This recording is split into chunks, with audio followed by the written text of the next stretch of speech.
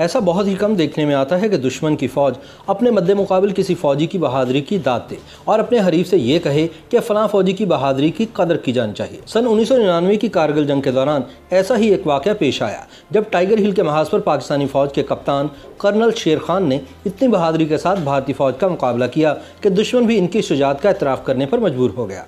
भारत की जानिब से इस महाज पर जंग की कमांड करने वाले भारतीय ब्रिगेडियर MS बाजवा ने जंग के बाद एक इंटरव्यू में BBC को बताया कि जब कारगिल की लड़ाई खत्म हुई तो मैं उस पाकिस्तानी अफसर की बहादुरी का कायल हो चुका था।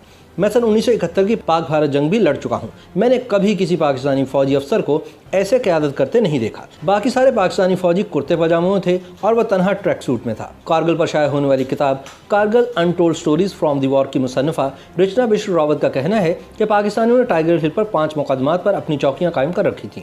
पहले 8 सिख रेजिमेंट को इन पर कब्जा करने का काम दिया गया, लेकिन वो ये ना कर पाए। बाद में जिम्मेदारी दूसरी रेजिमेंट को सौंपी गई तो वो किसी तरह इस पोजीशन पर कब्जा करने में कामयाब हो गए, लेकिन कैप्टन कर्नल शेर खान ने एक जवाबी हमला किया। पहली बार नाकाम होने के बाद इन्होंने अपने फौजियों को दोबारा तैयार करके हमला किया। जो लोग ये जंग देख रहे थे उन सब का कहना है कि यह खुदकुश हमला था। वो जानते थे कि यह मिशन कामयाब नहीं होगा क्योंकि इंडियन फौजियों की तादाद इनसे कहीं ज़्यादा थी।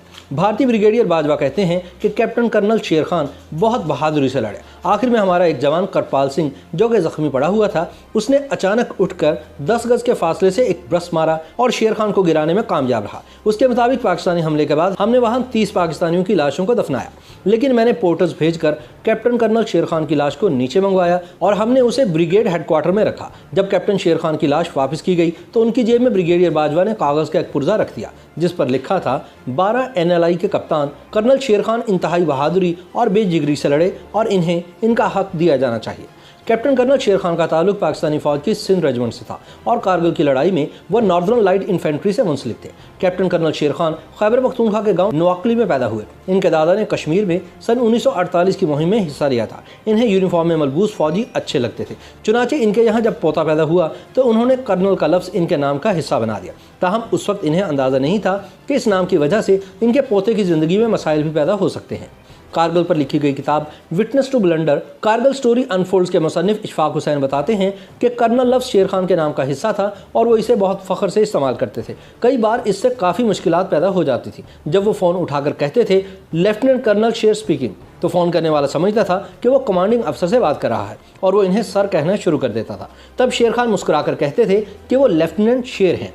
मैं अभी आपकी बात कमांडिंग ऑफिसर से करवाता हूं। कर्नल शेर ने अक्टूबर सन 1992 में पाकिस्तानी फौजी अकेडमी में शमूलियत इख्तियार की थी। जब वो वहां पहुंचे तो इन्होंने दाढ़ी रखी हुई थी। इन्हें दाढ़ी साफ करने को कहा गया तो इन्होंने साफ इनकार कर दिया। इनके आखिरी सेशन में दोबारा पूछा गया कि आपकी कारकर्दगी अच्छी रही है, अगर आप दाढ़ी साफ कर देते हैं तो आपको अच्छी पोस्टिंग मिल सकती है, लेकिन शेर खान ने दोबारा इनकार कर दिया। इसके बावजूद इन्हें बटालियन क्वार्टर मास्टर की पोजीशन दी गई। पाकिस्तानी फौजी अकेडमी में इनके 1 साल जूनियर कैप्टन अली अल हुसैन बताते हैं कि इनकी इंग्लिश बहुत अच्छी थी और ये दूसरे अफसरान के साथ स्क्रैबल खेला करते थे और अक्सर जीतते थे। जवानों के साथ भी वो आसानी से घुल मिल जाते थे। कैप्टन शेर खान जनवरी सन 1998 में डोमेल सेक्टर में तैनात थे। सर्दियों में जब इंडियन फौजी पीछे चले गए तो वो चाहते थे कि इनके ठिकाने पर कब्जा कर लें। इस सिलसिले में वो आला अफसरान से अभी इजाज़त लेने के बारे में सोच रहे थे कि कैप्टन शेर खान ने इत्तला भेजी कि वो चोटी पर पहुंच चुके हैं। कर्नल इशफाक हुसैन अपनी किताब में लिखते हैं कि कमांडिंग अफसर तजब्जुब में थे कि क्या करें। उसने अपने आला हुकाम तक बात पहुँचाई और इस हिंदुस्तानी चौकी पर कब्जा जारी रखने की इजाज़त मांगी, लेकिन इजाज़त नहीं मिली और कैप्टन शेर खान से वापस आने को कहा गया। वो वापस आ गए, लेकिन आते आते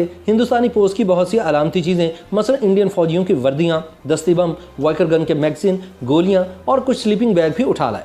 4 जुलाई सन 1999 को कैप्टन शेर खान को टाइगर हिल पर जाने के लिए कहा गया।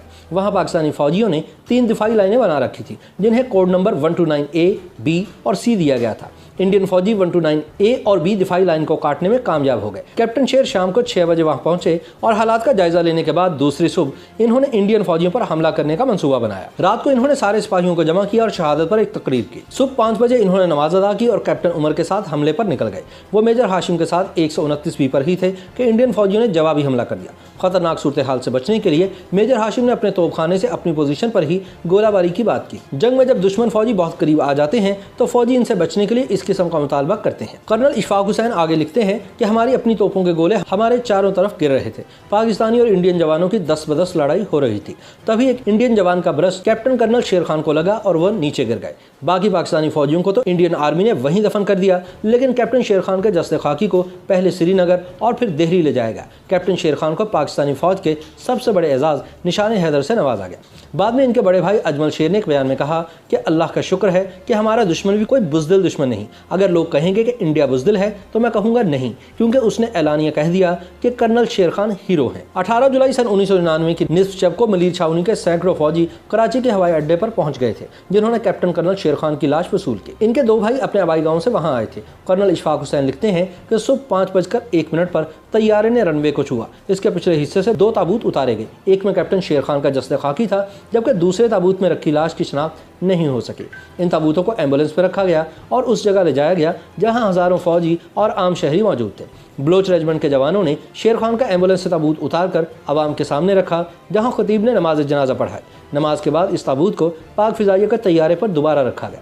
यह तैयारा कराची से इस्लामाबाद पहुंचा, जहां एक बार फिर नमाज जनाजा अदा की। इस मौके पर उस वक्त के सदर मुमलिकत रफीक तारड़ भी मौजूद थे।